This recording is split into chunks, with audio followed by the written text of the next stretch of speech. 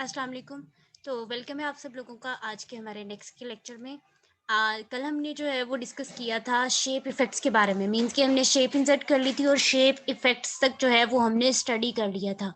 आज हमारा नेक्स्ट काम है यहाँ से टेक्स्ट अलाइन। तो टेक्स्ट अलाइन वही सेम चीज़ है कि आपने, जैसे हमने पीछे पिक्चर्स के इफ़ेक्ट में पढ़ा था कि अगर आपने टेक्स्ट लिखना है तो उसकी अरेंजमेंट कैसी होनी चाहिए, टॉप टू बॉटम लेनी है, मिडल में लेना है या बॉटम में लेना है। यहाँ से यहाँ पे टेक्स्ट की अलाइनमेंट दी हुई है कि आप कहाँ पे अपना टेक्स्ट लिखना चाहते हैं।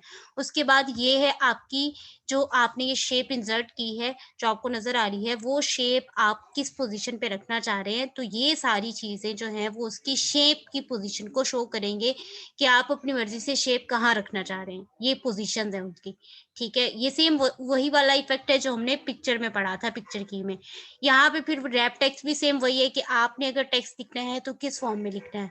फॉर एग्जाम्पल अगर हम लिखते हैं टॉप एंड बॉटम, तो आप जब टेक्स्ट लिखेंगे वो टॉप एंड बॉटम आएगा और यहाँ से देखें ये टॉप एंड बॉटम आएगा, और जब आप बॉटम से टॉप जाएँगे तो वो फिर नीचे से ऊपर की तरफ टेक्स्ट लिखा जाएगा, ये चीज़ें होती हैं इसमें। बाकी सेम ये सारे इफ़ेक्ट्स जो हैं वो उसी की तरह ही हैं। यहाँ पे जो है वो आपने टेक्स्ट की डायरेक्शन कौन-सी देनी है, टेक्स्ट अलाइन कौन-सा देना है, अगर कोई लिंक आप पेस्ट करना चाह रहे हैं, यहाँ पे लिंक भी पेस्ट कर सकते हैं आप। यहाँ पे पोज़ीशन है, रैप टेक्स्ट है, अलाइन और रोटेट सेम वही चीज़ें हैं। यहाँ पे साइज़ भी वही चीज़ दिया हुआ है, साइज़ कम करना चाहते हैं, यहाँ से साइज़ कम हो जाएगा इमेज का। अगर आप साइज़ ज़्यादा करना चाह रहे हैं इस शेप का तो साइज़ ज़्यादा भी हो जाएगा और यहाँ से इसको इस तरह से बड़ा भी किया जा सकता है। आप अपनी मर्ज़ी से और अपनी काम के लिहाज़ से इसको सेट कर सकते हैं, जिस भी फ़ॉर्म में सेट करना चाहें। अब हम इसको ख़त्म कर देते हैं क्योंकि ये शेप का काम हमारा ख़त्म हो चुका है। तो हम पिक्चर को इसको सिलेक्ट करके और हम इसको डिलीट कर देंगे। अब हम आ जाते हैं इंसर्ट पे। इंसर्ट पे आने के बाद शेप्स के बाद हमारा काम है स्मार्ट आर्ट का, कि आपने स्मार्ट आर्ट में क्या करना है। जब आप स्मार्ट आर्ट को ओपन करेंगे तो आपके सामने ये काफ़ी सारी इमेजेस, आपको काफ़ी सारी चीज़ें शो हो रही होंगी। ये स्मार्ट आर्ट होता है, आप लोगों की बुक्स में अक्सर लिखा होता है ना, टाइप्स ऑफ रिएक्शंस या फिर किसी भी चीज़ की टाइप्स को शो करने के लिए, यानी कि मीन्स उनकी आगे कितनी टाइप्स हैं, तो वो डिफरेंट तरीके के बॉक्सेस यूज़ किए होते हैं, वो यहीं से आता है, डिफरेंट तरीके के बॉक्सेस। फॉर एग्जांपल हम ये चूज़ कर लेते हैं और इसको ओके पे क्लिक करते हैं। जब आप ये क्लिक करोगे तो ये यहाँ पे ये देखें, आप यहाँ पे अपना टेक्स्ट नंबर 1 लिखेंगे यहाँ से, और यहीं पे आप अपना टेक्स्ट नंबर 2 लिखेंगे। फॉर एग्जांपल हमारी पहली टाइप है रिएक्शन की रिवर्सिबल रिएक्शन, तो वो यहाँ पे हम लिख लेंगे रिवर्सिबल, ठीक है? और फिर इसी तरह नेक्स्ट पे हम लिख लेंगे इरिवर्सिबल, वो यहाँ पे आ जाएगा। तो ये चीज़ें हैं कि यहाँ से आप जो है वो नेक्स्ट चीज़ें ऐड करते हो।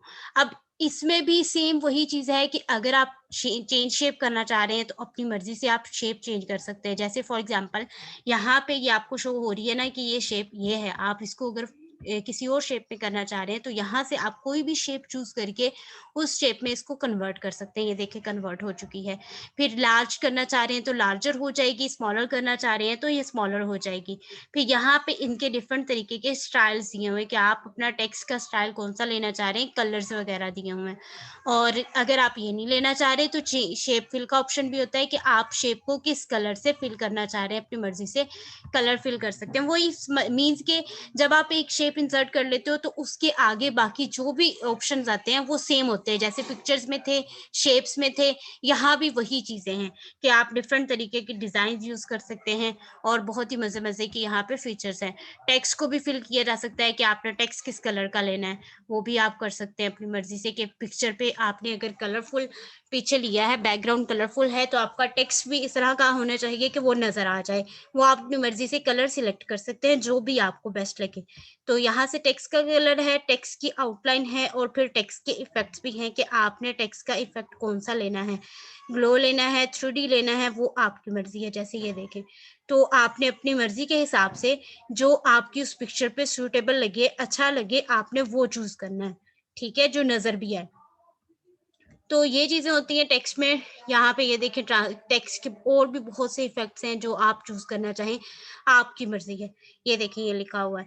तो मीन्स कि आपको जो अच्छा लगे आप वो चूज़ कर सकते हैं। फिर इसी तरह पोज़ीशन है और रैप टेक्स्ट है। पोज़ीशन में ये होता है कि आपने ये शेप इंसर्ट की है, ये आप किस पोज़ीशन में रखना चाह रहे हैं, और रैप टेक्स्ट में वही चीज़ें पुरानी आ जाती हैं जो मैंने आपको सिखा दी थी।